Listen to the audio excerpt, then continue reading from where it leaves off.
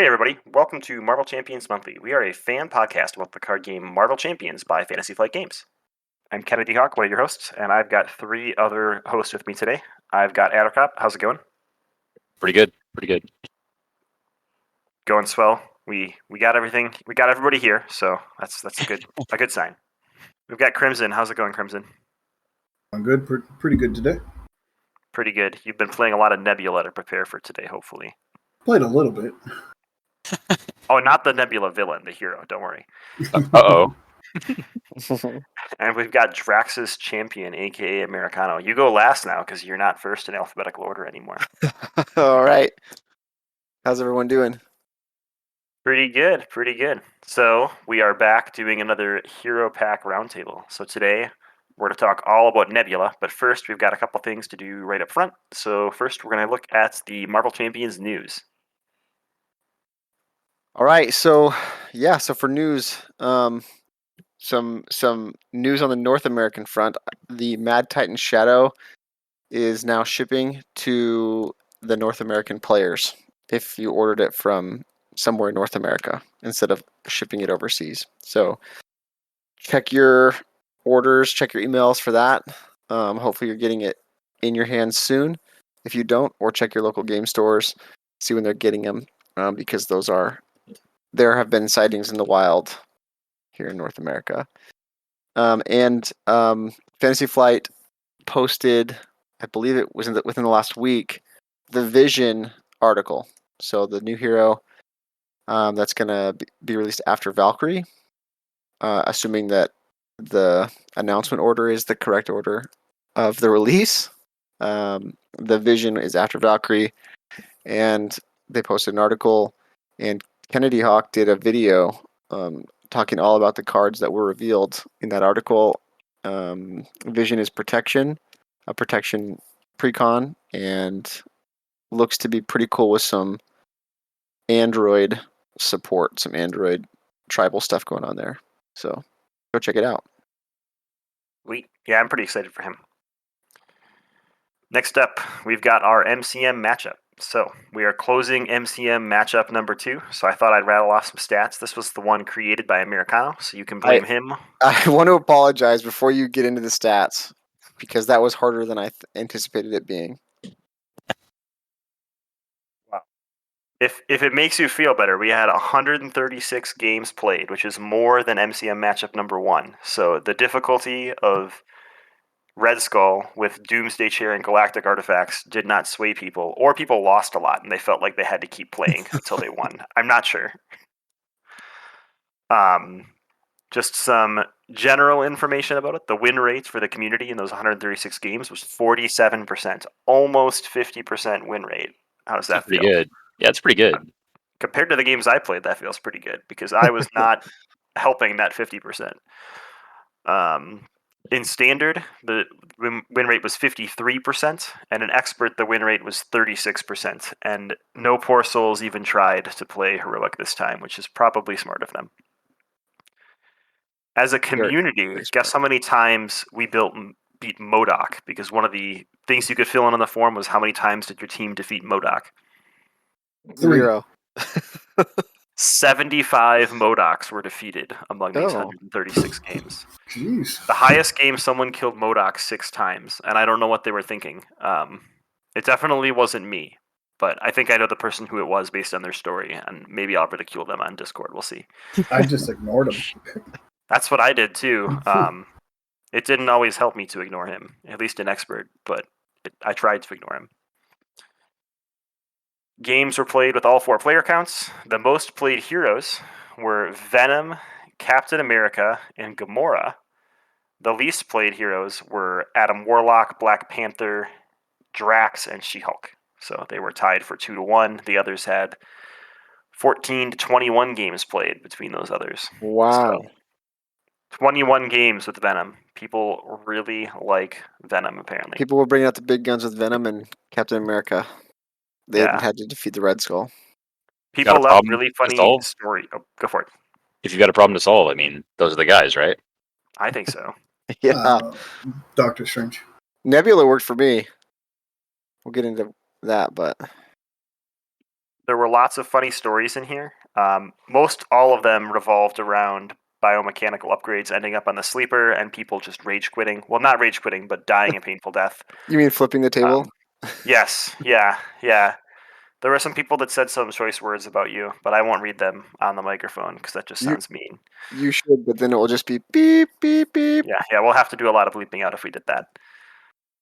But yeah, people seem to enjoy it. A lot of people posted it to YouTube. I know Tony Tales did, and Board Game Lawyer, and a couple other people. So check out some YouTube posts because you can watch people's playthroughs, and some of them even won on their playthroughs. So definitely check that out.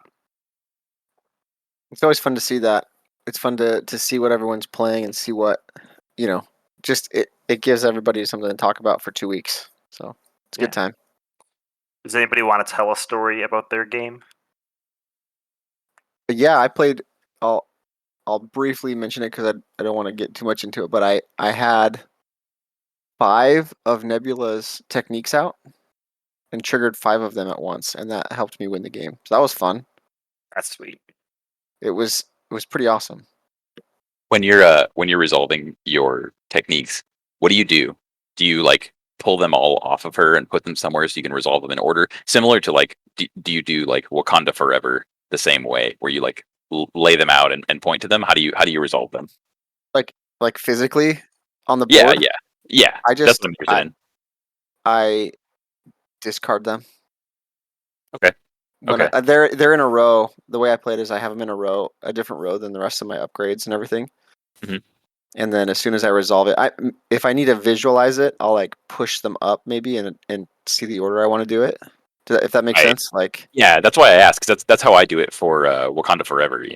I grab all of my upgrades and I lay them out in the order that I want them to sequence. Just because like I'm visual. I'm sure a lot of our listeners are very visual, so I'm sure they do the same thing. Which I'd be interested to know. How do Yeah. you lay out your stuff like that? with her, I haven't needed to like push them up very very frequently. I just discard them, but because 5 was a lot, right? That wasn't common for me, but Right. We tried to win with Hawkeye and Black Widow because those are our 2 favorite heroes to play. We tried on expert and lost horribly. Like, I'm pretty sure someone died turn 1, and then by the end of turn 2, we had MODOK and Sleeper out, both with biomechanical upgrades, and we said, this is a bad plan. Who So then we was said, it okay, that we'll died? try on standard, and we died like turn 3 and 4 instead of turn 1 and 2, which seems bad. So then we brought Captain America and Captain Marvel on standard, and we walloped. So that was a little bit of cheating, but it's okay. We won in the end. not cheating. No Do way. you want to share with the class who died first on turn 1? It was the character that flipped, so it may have been Hawkeye. I don't think it was turn 1. I think it was turn 2 because we were trying to leave MODOK out there, and I was like, I can take a hit from MODOK, and then I drew an assault from Red Skull, and he smashed my face for a lot of damage. Okay, just asking. I know some of our listeners probably care, They probably do. so I just thought I'd ask. Well, I know it wasn't Miss Marvel. Yeah, Miss Marvel you're was not right. as popular this time. Only 12 games. Yes. All right. Well, that's the stats for last episode's matchup. So I think Addercop's going to pick MCM matchup number 3, and people are eagerly waiting for this in the Discord. So I might type it up like while we're recording and post it. Yeah, what do you got for us, Addercop? So I batted around a few ideas based on like some comic stuff, but we're missing pieces like here and there. There's one that I want to throw out there later down the line for you, Amerikano, but I'll wait, and I'm hoping that we get this character. Okay. Obviously, I leaned heavy into the Hydra stuff, and I'm like, oh, let's do this and this and this, and then I was just building Rise of the Red Skull scenarios, and I was like, oh, well, that's not that interesting. So I took a look at last week's after I came up with this one, and obviously we kind of overlapped because I want to use MODOK too, right? Because you get the opportunity to throw things at the community, and you first think, hey, MODOK, right? With that said, because we killed so many MODOKs last week, I swapped out the Doomsday chair. So you're welcome, everybody, in advance. but I promise that MODOK will come back. However, I did stick to my guns a little bit. So anyway, here's where it goes. This week we're going to be playing Arnim Zola, the real boss of Rise of the Red Skull, along with the Temporal set and the Band of Pirates. So we have a bunch of Pirates? upgrades. Space Pirates, yes. I'm sorry, I confused Band of Badoon, which was like neck and neck for the vote there. So we're using Space Pirates because Space Pirates is mean. And then we have our relatively small minions in the Pirates. We have our medium minions in the Arnim Zola signature stuff. And we have our big minions with the Temporal set, and also some even smaller ones. So we have our T-Rexes at the top end, our tiny Temporals at one end, and then everything in between that they can all get upgrades from Arnim Zola. So Doesn't Zola have upgrades that like attach to the minion with the highest hit points or like with the highest attack or something like that? Yeah. So if you have the big minions out, they'll jump on those ones. So we might get a giant cybernetic time traveling Tyrannosaurus Rex, which seemed like the perfect end goal. And if you do get that to happen, send us a picture of it. Oh yeah, pictures or it's not real. Yeah, I'd like to see the biggest, meanest T-Rex possible. So what you're saying is you don't think people are sick of space pirates yet? No, not like this. No, I think they're going to have a lot of fun because they're fighting space pirates. They're fighting ancient Egyptian warriors. They're fighting dinosaurs. They're fighting Belgian Nazi scientists, and mutates from a completely different dimension, no point in Earth's history. So it's got a little bit of everything, like literally. I see what's happening. You're favoring aggression players, but we'll allow it. Okay, so Just get in there and wrestle. Zola with Temporal and Space Pirates, and Zola always comes with 2 sets. Is that true? He has the mutates, and he has, well, is it? I'm pulling them up right now. Let's see. Yeah, he has. It says 1 modular. It says it should just be 1. You got me second guessing myself. Okay, so you're putting an extra modular in to thicken the deck a little bit. Okay, we're doing give him more minions. This is way off course. I don't know what's happening. Okay, I'm excited. I can't wait. We're doing 2 to give him extra bodies to make sure there's always bodies for. Yeah, I'm definitely going to be playing Thor. I expect to see a space pirate riding a dinosaur by the end of this. Let's see. He has the tech attachments with the most remaining hit points. He has one that attaches the minion with. There's a couple that have the most remaining hit points. And so a little dealer's choice. I think that's all what they all go on. Wow. Well, it's okay. We won't spoil it too much. We'll So yeah, there's going to be some pretty upgraded minions in there. So good luck. Be prepared. That's all we're saying. Yeah. All right. What's Doctor. next? The Mad Doctor. Do we write show notes for this week? What are we even? Oh, we're doing Nebula today. That's right. Yeah. We have. Hold on a second. Let me check here. Yeah, we have a new sponsor this week. Oh, really? Yeah, Sweet. We got a new sponsor. I sent you guys the lines to read, right? Totally. I'm ready. Hey, you can cut that out, right? I think so. Okay. He's saying it. He's not going to. Don't trust him. All right, here we go. Have you ever had trouble setting up your new TV remote control? Have we got a Nebula for you? My kids are always complaining that they want the newest Nebula, but where can I get one? Head on over to Nebula's Nebula stockpile. Just fly on out to nowhere. We're at the corner of Neb and Ula Street. We have Nebulas for every situation.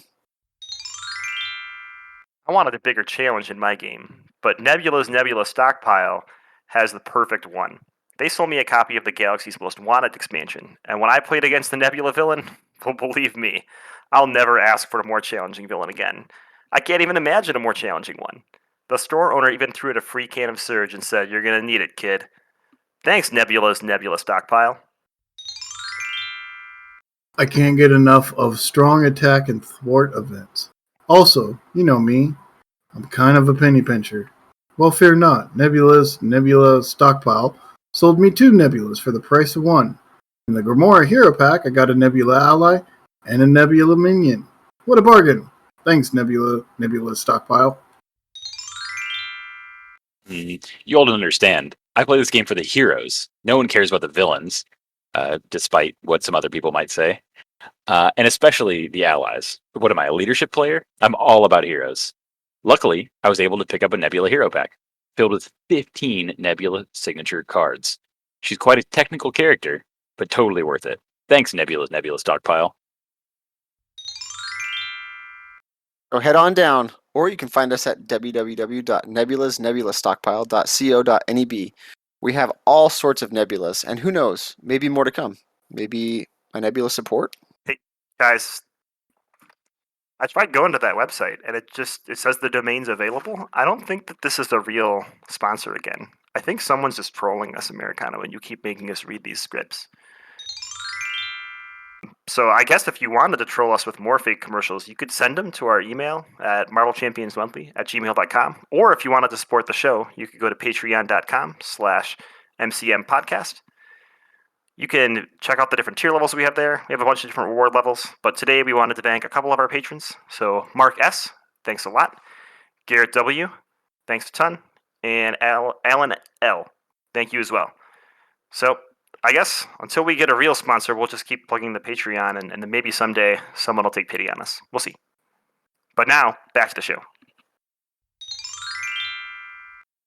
I think Crimson should overview the nebula for us, because I don't know that you liked it. Did you like her? I actually was very. Oh, okay. I thought I was going to hate her guts. Everything about her made me want to just die inside. You know, losing cards is not how I like to play. But yeah, I actually had a great time. I'm laughing so hard because he's like, we should have Crim do it because Crim hates it. And then Crim's like, oh, I didn't hate it. And instantly not interested in having him do it.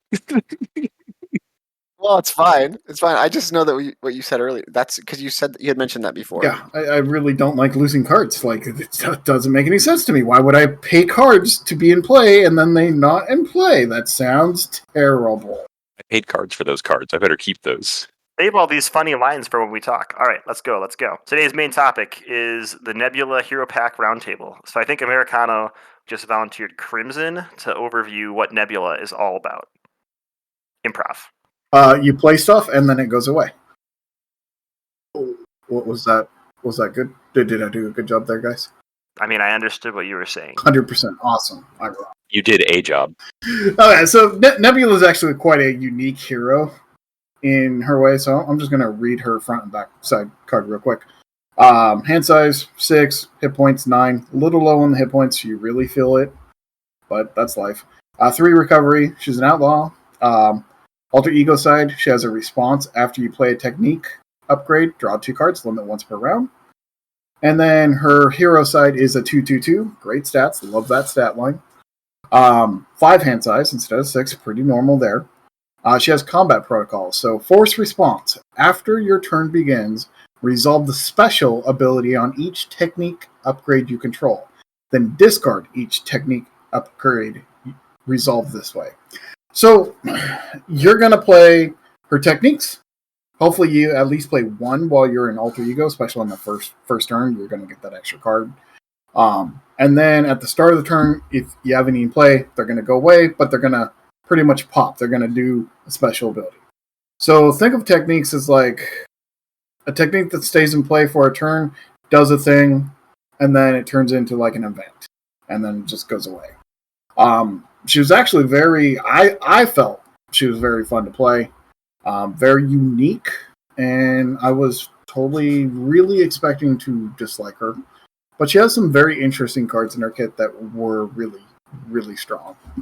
That's a pretty good overview. The one thing I have to say about Nebula that I both loved and hated is that all of her cards are named after or like have similar names to the cards that are in her villain set, which just gives me terrible PTSD every time I like draw a card and I'm just like, oh no, not lethal intent. Then I'm like, oh wait, no, this is the good lethal intent. It's okay. Lethal for them this time. I like this. Lethal for them. Like, call the ambulance, but not for me. So, what was everybody's favorite card from Nebula's set? Combat ready. Combat Ready is a zero-cost event. It has alter ego action. Choose. Shuffle up to 2 technique upgrades from your discard pile into your deck. Or the other choice is discard cards from the top of your deck until you discard a technique upgrade. Put that upgrade into play and resolve its special ability. And honestly, I used both actions. I like that both times. actions are pretty viable. That's kind of cool. Yeah. It's. I mean, when I first played her, I thought it was going to be just to discard cards to get that technique into play. But I found myself using that first one too, shuffling up to 2 tech. Yeah, I agree with you. And I think part of it is because her technique upgrades, all of them only cost 1. They're not very expensive, right? If her techniques were expensive, I would have thoroughly hated this hero pack. But because they were cheap, it didn't feel like I was losing as much when they went away. So you're like you said, you're getting that short-term buff, and then you're essentially getting an event or triggering a whole bunch of events. The choice in combat really is really interesting because if you discard cards from the top of your deck, you're at the whim of the deck, right? Whichever one comes out, you get to do. So I'm just going to quickly read the different specials that you could have go off. There's 2 that remove 3 threats. There's 2 that put out a stun or a confuse. Or there's 1 that puts out a stun or confuse. There's 2 that do 4 damage. 1 gives a tough. A couple of them look at the top of the villain deck. But like with that discard, you're not getting to pick which one comes out, so it might not be the one you need. Mm-hmm. But with the shuffling 2 in, you're getting to like seed your next 3 or 4 turns to like have the cards you need, which is something Nebula kind of struggles with. Like depending on what technique comes out, she might not be able to do the thing you need her to do. So that really compensates that weakness. And wide stance, which is the one that discards, looks at the top 3 encounter cards and discard one of them, was really the MVP technique for me because multiple times they got rid of shadows. Oh, that's nice. Yeah. That's funny because every time I played wide stance and had it out there, it would like throw off. I'd have to remember if I was going to like the order of operations I was going to do because I had like discarding a certain card because you discard one and then put the other 2 back in any order, right? Yeah. So if I was going to get an extra encounter card for whatever reason, like I had to pay extra attention to that, and I found that I wasn't good at doing that, so I just stopped playing wide stance. So which technique was your favorite technique? Obviously not wide stance, apparently. Yeah. I think evasive maneuvering to have that stun or confuse was super helpful. The passive ability on it, which is while in hero form, Nebula ignores the guard keyword, the patrol keyword, and the crisis icons. That's good for some like scenarios. Specific villains I'm thinking of, like the Badoon. Yep. That were like that. They have a lot of patrol and guard, or a lot of patrol. Right. I wish there would have been more evasive maneuvering. There's new one. But that one was the one that I would love to get out. I played it every time, because in my opinion, Nebula is a flipper. She's the way I've been playing her. She likes to flip. I mean, yeah. I don't know that I was flipping every turn, but pretty much every turn. Right. I was using the flip to keep my technique cards. Right. Right. And so evasive maneuvering, I could do that and stun, or I could confuse the villain to buy me some time too if I wasn't playing Justice, for example. So anyway, that was my card of choice. Right. My favorite one was Unyielding Persistence. It gives her +1 thwart, +1 attack, and stalwart. So if you play this, it discards stunned or confused from you, which is like awesome. And then the special is that it gives her a tough status card. So like everything on that card is just solid and good. Yeah, that is good. That's a good value right there. Addercop? Yeah, mine is Cutthroat Ambition, actually. So it's kind of cool that we all lined up into something different with no overlap. I like that you get piercing and overkill, especially obviously like in aggression, because you have a lot of big turns that can be really messed up by a single guard minion, or I mean even just a minion you need to deal with, or a tough status token, and then the special being remove threat. It lets you stay on track, especially like in solo play. Removing 3 can be pretty. I mean, 3 is a significant amount, but even especially in solo, it's pretty big game. That when it drops, you can remove the 3 threat and just say like, all right, cool. Well, I'm gonna keep hammering away damage. I don't have to worry about anything. Yeah, so Cutthroat Ambition, while Nebula is in hero form, her attacks gain piercing and overkill. Special Thwart, remove 3 threat. I really like that it gives your like event attacks overkill too. So any big event you play from aggression, like you said, now has overkill, which is So the weapons master is while in hero form, Nebula gains retaliate 1, and then her special in there is an attack, deal 4 damage to an enemy. Now, correct me if I'm wrong, but I think that can trigger. You can trigger that while in alter ego, right? If there's a way, isn't there a way to trigger? yeah. Well, the combat ready when things come into play Right. will trigger a special. And then Nebula's signature ally is Gamora. She's 3 costs, 2 thwart, 2 attack, 3 health. Response after you play Gamora, choose a technique upgrade you control and resolve its special ability. So you can play Gamora while you're sitting in alter ego form and choose one of these to resolve if it's in play. But you could technically attack while in alter ego with weapons master, and that's pretty awesome. Yeah, one really technical thing, no pun intended, or maybe intended, that you can do with Nebula, although maybe you don't get to choose doing it, is the way her forced response works is after your turn begins, resolve each special ability on each technique upgrade you control, then discard each technique upgrade resolved. So if you're confused and they try to make you resolve that thwart, the replacement effect skips it, so you don't have to discard Cutthroat Ambition because you were confused. Same thing with So stun. stun and confuse almost don't even totally hurt her because they let her linger with her techniques for longer. And keep that passive And it would ability remove really the longer. interesting. stun confused. Yeah. Exactly. Yeah. So it removes the stun or Even confuse better, for yeah. free, and then you get the ability for longer. Because that's really her downfall, right? Kind of like Hulk. Anytime you see forced response on a hero, you're like, this is something I don't get to choose, right? Hulk makes you discard your hand. She makes you blow up all your techniques at the beginning of the turn. So you both mentioned flipping down is one way to control that. Pretty much the only way to control that, or just never flipping up, but that puts on a lot of threat, so it's a little difficult. So stalwart, you can't be stunned or confused, right? Yeah. So she's got a lot of ways Yep. to get rid of stun and confuse. Then, I mean, her passive hero ability, and then unyielding persistence, without having to. Yeah. Okay. That's pretty I mean, that's pretty cool. That's definitely unique for the heroes that we've seen so far. So the main thing we didn't talk about is lethal intent. Does anybody want to read that card? Yeah, I'll read it. Lethal intent is an X costed event. Hero action: choose up to X technique upgrades you control. Resolve each of their special abilities in the order of your choice. So yeah, if I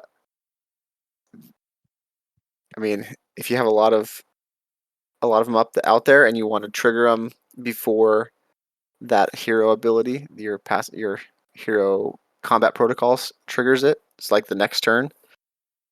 You can get some pretty big bursty turns with lethal intent, and then, or I guess back-to-back turns, right? If you have lots of techniques out there, which is what I was referring to earlier. I had 5 techniques out there, and actually the turn before I had played lethal intent and triggered 4 of them, and 2 of them were weapons master, so I was able to deal a ton of damage in those 2 turns to defeat the villain, which is Yeah, one thing I've found is people get really stuck on trying to like lethal intent with like 5 technique upgrades out. But even with just 1 technique upgrade out, even with weapons master out, you're paying 2 resources to do 4 damage, which is like the same damage ratio as swinging web kick, but half the cost. So if you have 2 weapon masters out, you play 3 total resources to do 8 damage, which is just bonkers. So even doing this with just 1 upgrade is like totally worth it. Like a stunner confuse for 1 cost, clutch, really good. right? A tough counter for 1 cost, probably like the best costing you're going to get that's not Doctor Strange.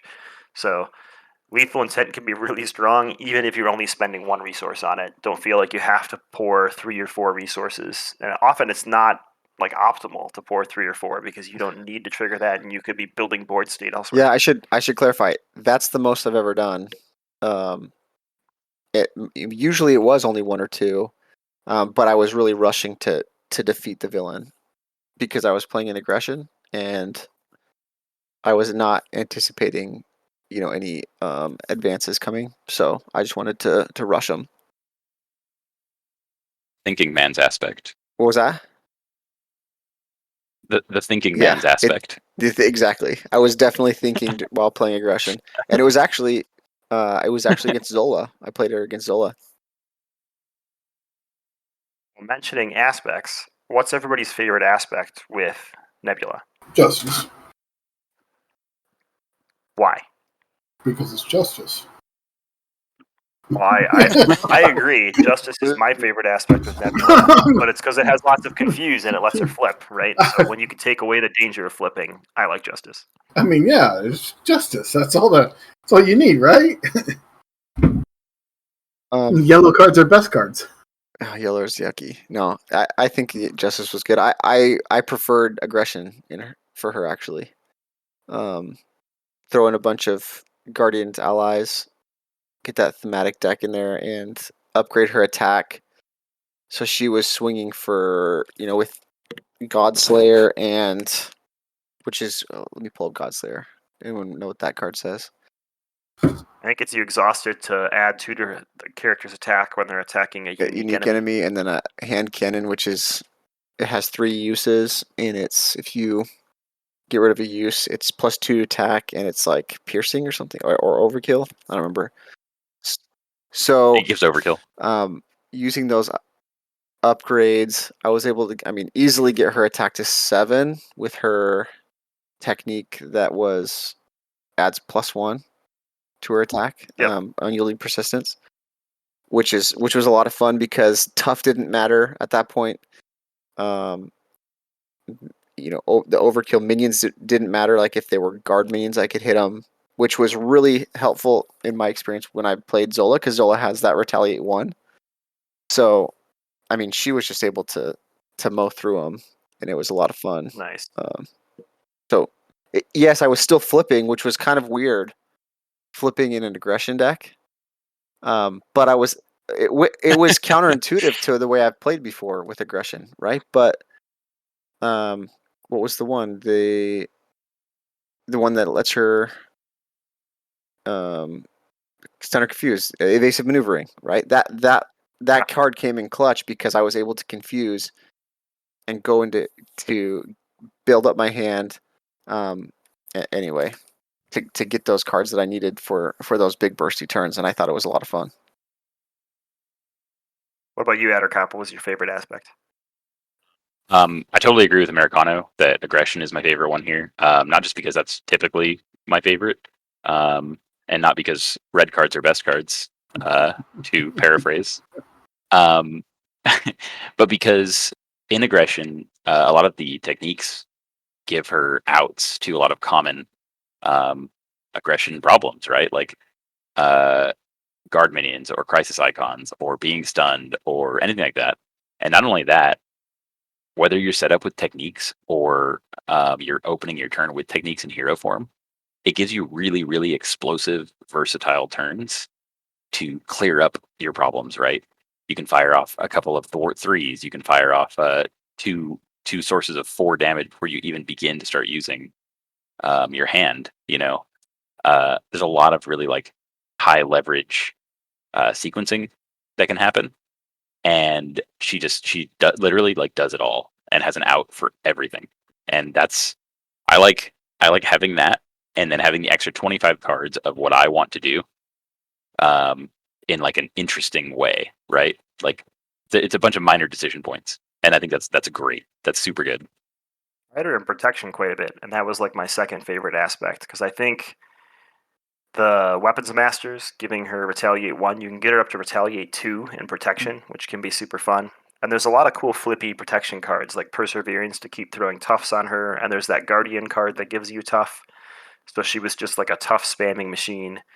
It still struggles a little bit because you really want to flip as Nebula, but you can use Combat Ready to like keep putting Weapon Master back into your deck so that you're like almost consistently at retaliate 2. I wasn't going crazy with Dauntless or anything, but I had energy barriers and stuff like that, so it was pretty fun. I enjoyed Nebula protection more than I thought I would. Yep. I really liked that, like you said, the having the weapon masters out and just getting auto damage at the start of your turn. That really helps protection like push to the victory because they don't have to worry about, well, how am I going to get damage out of these green cards? They just have it happen for them without paying extra resources on their turn. So that was cool. Right. Yeah. Yeah. Absolutely. All right. So Nebula came with Justice cards, Oh yeah. a bunch of them. So what is everybody's favorite new Justice card? Ooh. I can't. There's two. I got to do two. You go But last. I'll do my two last. Okay, you go Yeah. last. Yeah. Go last then. I'll go Okay. first. One way or another Yes. is an amazing card. It completely changes the way Justice plays. If you haven't put this card in the deck yet, you need to go do it. Don't play it against Red Skull because it doesn't work It doesn't against work, him. right? But anyone with side schemes. So it's 0 cost event, max 1 per round. Search the encounter deck for a side scheme, reveal that side scheme, and draw 3 cards. Mental resource. A 0 cost card that draws you 3 cards. Yes, it brings a side scheme out, but you're good at removing side schemes because you're Justice. Yeah. Like, I've played this card. Like, I might have to buy a second copy of Nebula because I think I'm wearing this card out because I've played it so much, and she's only been in my inventory for a month. This card has let me play the 5-cost Spider-Man so many times. I've been playing Justice Thor, and it's like my new favorite. I might like it more than Hawkeye. I'm not lying. Insane. That deck is insane. It's just ridiculous. It feels so like Reckless Thor. We were playing it in Mad Titan Shadow, and it was really fun. But you could imagine playing it in a scenario where there are like the galactic artifacts and things that provide a benefit on them. So you'd play one way or another. You'd draw 3 cards. Go find whatever side scheme helps you the most. Maybe like Temporal has the side scheme that like summons a minion, right? Because Thor likes that. So then you clear the area and defeat the side scheme and draw a bunch of cards. A minion comes out and you draw even more cards. There was a game I played where I got down to like 20 cards in my deck, turn 1 with Thor, and I was just like, this is ridiculous. And it's all because of one way or another. Like I've been asking for like a side scheme summoner since Thor came out and we saw the minion summoner. I think since before then, since Followed came out, and we were like, man, Followed would be really great if you could consistently get side schemes. And now I can't imagine a better version of it. This one's just so good. Are we gonna get like an aggression card that does the same thing but goes and gets minions? Like not like discarding, like searching, like this. I don't know. 'Cause- Being able to search and pick the side scheme is what makes this Yeah. good. If you were at the whim of what side scheme's on top, it's real bad. Yeah, how many times are you gonna pull out an Immortal Claw from it? If it was discard until you got it, it'd be rough. And it gives you a lot of information too. When you're playing as Thor, you know how many times I'm playing as Thor and I'm like, I wonder if there's a minion left. Should I Defender of 9 Realms? Oh, now I can go look and pull a side scheme out and draw a bunch of cards, so I can deal with whatever minion I bring out. Right.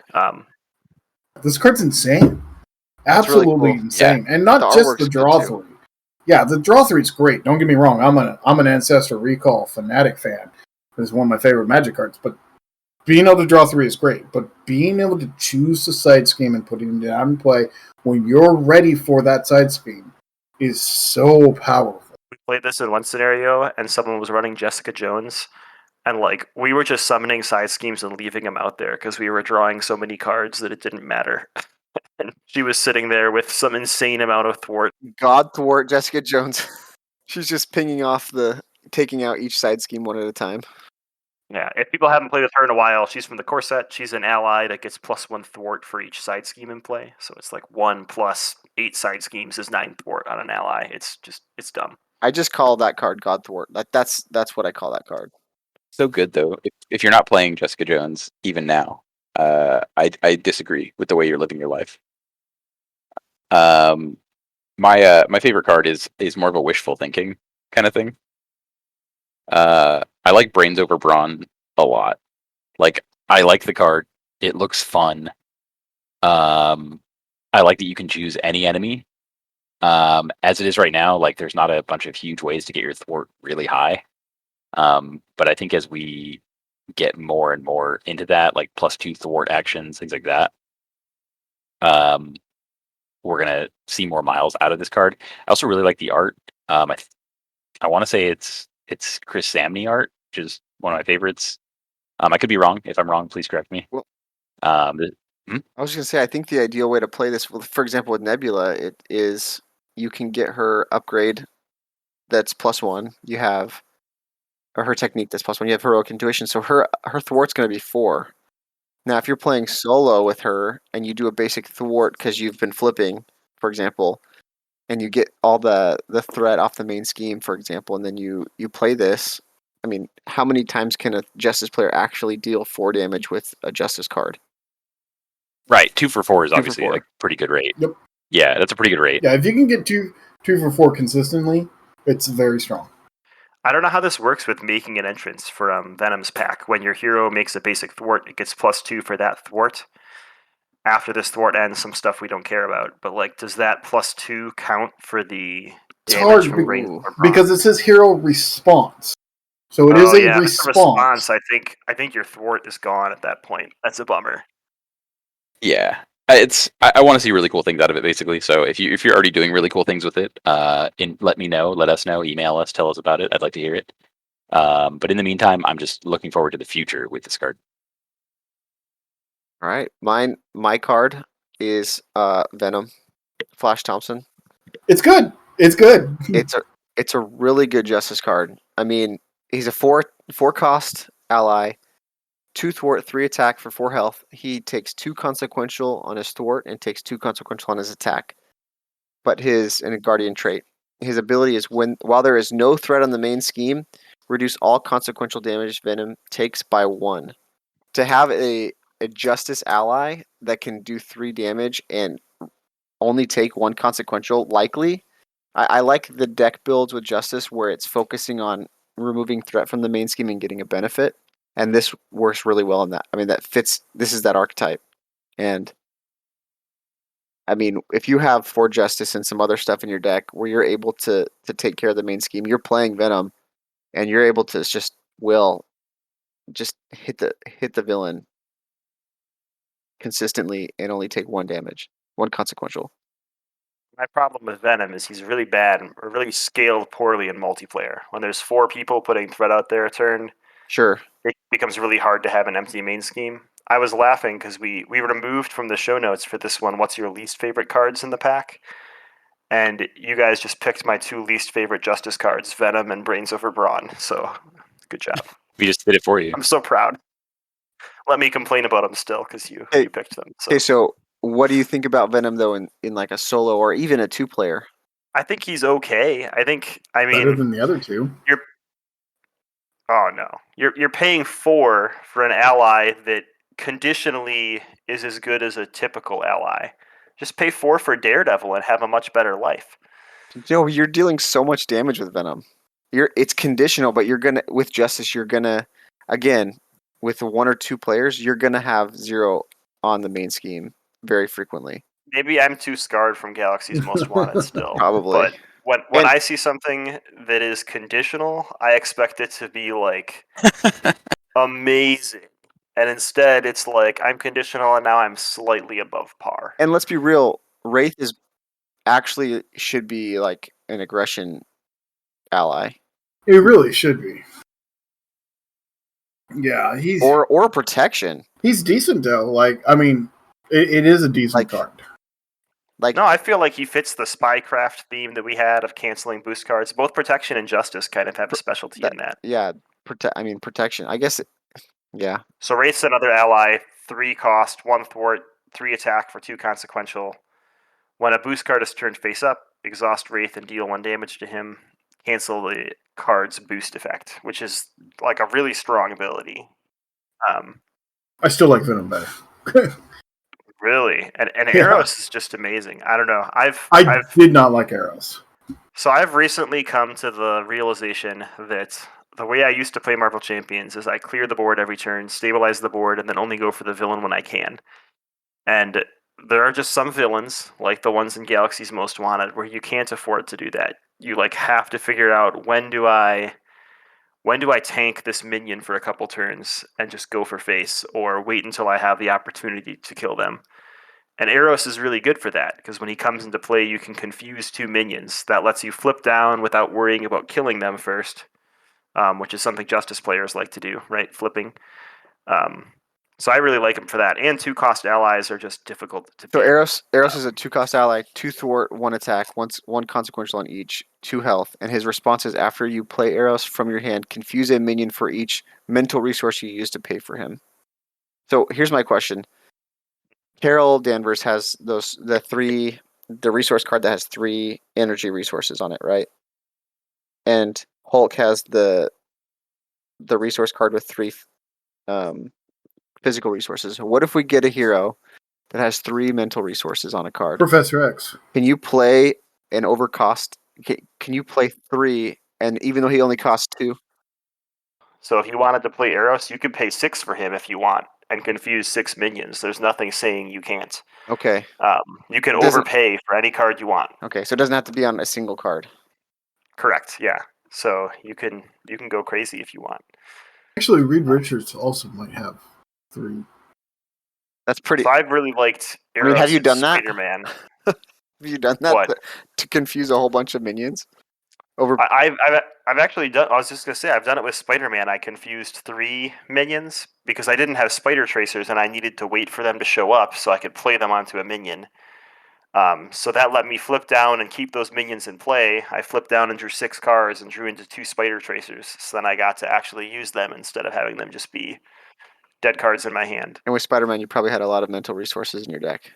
Exactly. So it's. I feel like he's like the equivalent of Spider-Girl in Justice. He throws a status onto a minion, which I used to value really poorly, but I'm starting to value it more and more. All right, Crimson, you get 2. We said one of them already. Yep. Well, one way or another is by far just an insane one. The other one's Justice Served. That card is sick. Sick. It costs 1. It's an upgrade. Max 1 per player. You can play it under any player's control, so you don't have to play it on your hero. You can play it on any hero. Hero response. After you thwart and remove the last threat from a scheme, discard this to ready your hero. So a lot of times you're getting those side schemes from one way or another, and then you're using Justice Served to take them out and untap and then do other stuff. Anything that untaps heroes, I generally gravitate towards because it gives you more options. And this one just worked really well. I really enjoyed this one. It is a little bit more conditional, which is why I was leaning this one more towards my second and one way or another as the number 1. But yeah, it's good. It's definitely give it a try. I think it'll surprise you more than you expect. But you have to discard it. Yeah, it's Didn't you say you don't like discarding cards? I'm just kidding. in general, but think of this as more an event. You can. Yeah, I mean, it's a delayed. Yeah. Yeah, I don't like discarding cards that give me a bonus while they're in play and then having to get rid of them. Let's put it this way: it's a ready that's 2 cheaper than Tenacity, so that's pretty good. Yep. Yeah, exactly. It's just better than Tenacity. I'm sorry. It is. It's easy to be better than the worst card in the game. Jokes aside. I don't know. Determination might be getting up there for a worst card in the game. I'm not a fan. I'm not a fan of these. The single.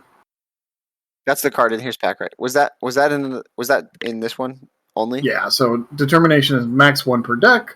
It is a wild resource hero response. After you spin this card, remove 1 threat from the main scheme. Couple problems that I have with it is 1, it says from the main scheme. If it said from a scheme, that would definitely increase its value in my opinion. And since it's max 1 per deck, I think it should remove 2 thwart. I think 1 thwart is just not enough. And this is locked by crisis icons, right? Yep. It's not a thwart action. But Crisis is you can't remove threat from the main scheme. It's not that you can't thwart. There it is. Right. Yeah. Yep. So patrol is you can't thwart the main scheme, right? Yeah. But Correct. crisis icon, this would lock that out. Well, I guess. I think they were trying to be safer than they should have been with this card. And I get it, like, this card could have been broken had they not gone as safe as they went with it. But as a limit 1 per deck card, I think it needed to be better than what it is. You guys were all crazy about Resourceful, and now you don't like Wild on Determination, huh? I don't know. It's different. It's a different thing. It's a different life. I love Determination. This was our spoiler card for Mad Titan Shadow that's not out yet still, too. That's right. It was in Mad Titan Shadow. That's right. Personally, these like one of resource cards, the way I see it is typically when I draw my hand of cards, I've got 6 to 5 cards, right? And all those cards could be a choice. So it limits the choices of the cards that I'm playing down to 4 cards instead of 5. But when I spend this as a resource, like I get a bonus. Anytime I'm spending a resource that normally would just be blank, but instead it does something positive, that's like, to me, that seems amazing, right? I mean, obviously, if you could have 4 of these, it would be really good. Or 2 of these, it would be really good. But just having one, right? You can play for Justice using this card. It meets the triggering condition, and now for Justice removes 5 instead of 4. I don't know. I like all of them pretty much. They seem really good to me. Yeah, but the limitation is the one per deck, so you only get to do it once. And Yeah, so it doesn't impact you that much. It can't I hurt you don't to know. include it then. I'd rather have resourceful, and then next turn have 7 or 8, resources. Interesting. I'd rather save and bank. You'd rather save and bank. I'd rather get things done. Typical Justice player, flip flopping for multiple eons until Delay they of win. game. All right, that takes us through the Justice cards. Any off aspect cards that anybody wants to mention? Were there off aspect cards? No, Energy Spear is pretty good, actually. Yeah, I was gonna say before we get too far, we have to talk about how amazing Energy Spear is. Energy Spear is a 1-cost upgrade in aggression, weapon traits, attached to a Guardian ally, max 1 per ally. The attached ally gets +2 attack and piercing. That's redonkulous. It's pretty insane. I super underestimated it, having played it recently. In a rocket build, we strapped this on Bug and let him go to town. Yeah, we were playing one with a leadership player as well, so we got an inspired Bug with Energy Spear and whatever the laser blaster is from Star-Lord's pack. So Bug was 5 base attack with piercing and overkill, and he basically doesn't take consequential damage, and I'm just like, cool. Defensive training is amazing. Really? That card's gotten a lot of flack, so tell us why it's amazing.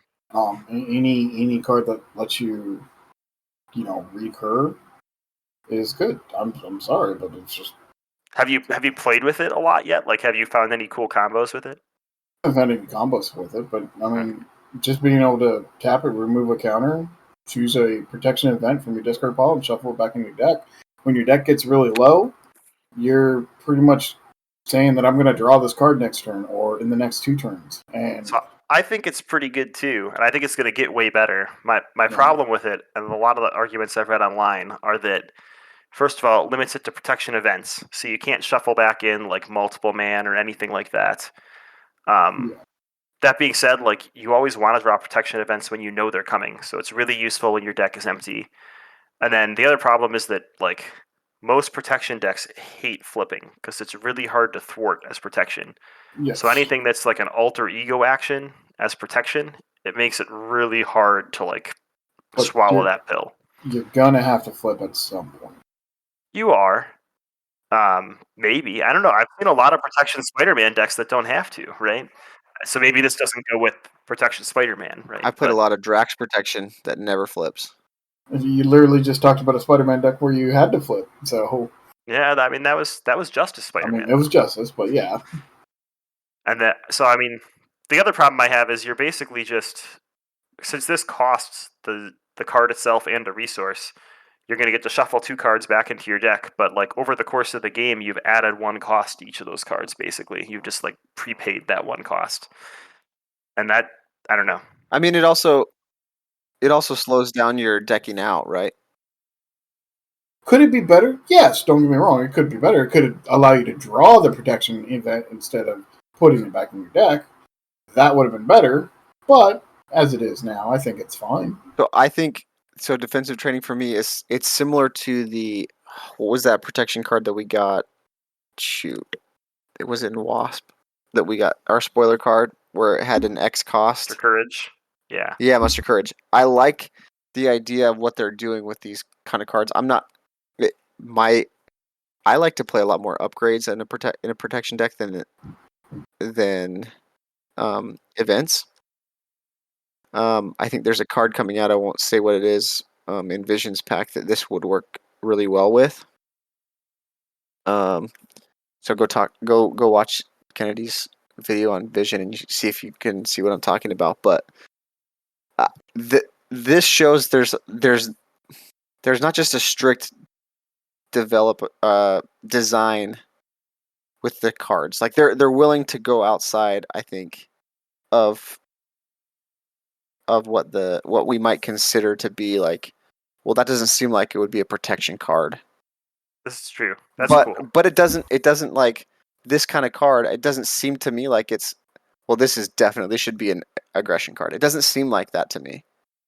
If that makes sense. Like it's opening up some avenues for protection, for example, but it doesn't feel like it's bleeding into any other aspects and getting crossover or overlap that dilutes that aspect. Yeah. No, don't get me wrong. I would love to see this card in leadership instead of protection, 100%. But yeah, I get it. I almost kind of wish that this was a neutral. And it would just shuffle any events back in, or Any aspect event. Now I have a question. yeah. Team up. Well, team up cards that say like Gamora and Nebula. Yeah. It does not matter who controls the Nebula as long as there is a Nebula on the board, right? Sort of. So the way team up reads is you need to have Nebula and Gamora present as heroes or allies. So alter egos will not count. So if you're playing with another player who's playing Gamora and she's in alter ego form, you can't play Daughters of Thanos until you both flip to hero form. So villains and Villains and do minions not will count. not count. Correct. That's what I was wondering. I was like, man, this seems like it'd be really fun to run this against the Nebula villain. Do you have Gamora? Do you have to put them? Does it have to be a? Can you have both Gamora and Nebula out as minions or as allies instead of having a hero, or can you even put that in a hero to deck? include it in your deck, you have to be one of the named characters. I still think the team up card is really good since both Gamora and Nebula have the reverse, the other character in their deck. Yep. And it is straight up pay 1 to draw 3 cards. Now in Champions, that's technically pay 2 to draw 3 cards unless you have like a Nebula ship out, which is amazing. We didn't talk about, or a Quinn carrier or something like that. Yeah, I mean, it's card advantage. It's got to be good. Yeah. You mentioned earlier that you're a big Ancestral Recall fan. Yep. And, This is the Ancestral Recall. Yep. It costs 1, draws you 3 cards. So That's it. You gotta love it. So just like Gamora, Nebula's nemesis is her signature ally. It's a Gamora minion is her nemesis set. Forced interrupt: when this minion would enter play, discard Gamora ally from play. After Gamora attacks and damages you, choose and discard an upgrade you control. Nasty. Now I'm not an art guy. I'm a practical person who cares about what the cards do. I don't really care about what the art is on a card. Am I being attacked without being named here? What's going on here? But that is some of the best art I've ever seen. I knew we'd get you eventually. that does it for me. Also, that is what I want to see. That is art. Also, this Nemesis set has some pretty like graphic art compared to the rest of the. I mean, Caught Off Guard's pretty good, but like Lethal Weapon, and Self-Preservation. Yeah, anyway. Definitely. Not that I'm saying I'm not complaining. I'm just saying I'm just making an observation. Sure. Yeah. If you're playing with another person who's playing as Gamora, the side scheme Self-Preservation is Nebula gets -1 to all her stats, and Gamora gets +1 attack, and her attack scheme piercing, and it like gives it to the other hero, which I think is hilarious. Or the funniest situation I've seen, and I've actually had this happen, is it shuffles 2 treachery cards into your deck, Old Rivals. When revealed, Gamora attacks you. So if the Gamora player draws that, Gamora like punches herself in the face, which I think is, I don't know if that was a theme fail or a theme win. Wait. Say that again. How does that work? So say you and your wife are playing Nebula and Gamora. You should do this. Have her play Gamora and see how this goes. Okay. Draw Shadows of the Past and get all the cards shuffled in. So the treachery card, Old Rivals, says, when revealed, Gamora attacks you. So if Gamora draws that treachery card, Gamora, the hero, punches herself. Because in the little insert, it says like if you're Nebula and you draw this card, the other Gamora hero will attack you and just deal her base attack to you. So Gamora can like attack Right. herself, Okay. which Because it's So then, is kind of stupid. specifically on there, it accounts for the Gamora hero attacking the Nebula hero, but it doesn't say anything about that theme of the Gamora hero attacking herself. Right. Yeah, it just attacks you, not Right. Nebula. It's whoever revealed it, right? So it's silly and funny, but Oh man. so what about Lethal Weapon? Like, if you have a Gamora hero in your group, then it I've seen attaches. if you reveal that lethal weapon, it's an attachment that provides +1 attack. Yeah, That goes on to the Gamora hero. nice. So it's gonna give you a permanent. It's such a big Gamora buff, but then she might punch herself in the face. So Yeah, maybe it's not. So Can so she? what? Can, So does her? can she? Go ahead. Go ahead. Can she dodge her own attack?